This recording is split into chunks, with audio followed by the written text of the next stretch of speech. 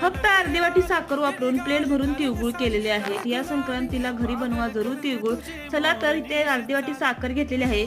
साखरेचं निम्म पाणी घ्यायचं आणि पाक तयार करणार आहोत। पाक तयार करताना 1 चम्मच दूध घालायचं, जेणेकरून जी साखरेची घाण आहे ती कडेला येते। अशा प्रकारे ही घाण घ्यायची काढून।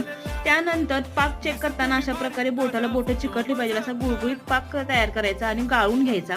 आता स्लो गॅसवरती तवा ठेवायचा, तव्यावरती परात ठेवायची आणि हे तीळ थोडे टाकायचे। तीळ गरम झाले की 2-3 थेंब पाकाचे घालायचे आणि दाखवल्याप्रमाणे अशा प्रकारे करत राहायचं। अगदी स्लो गॅसवरती आपण ही सर्व प्रोसेस करणार आहोत। थोडे थोडे कण दिसायला लागले की थोडे तुम्ही जास्त पाक घातला तरी चालेल। अशा प्रकारे आपण हे तिळगुळ तयार करून घ्यायचे।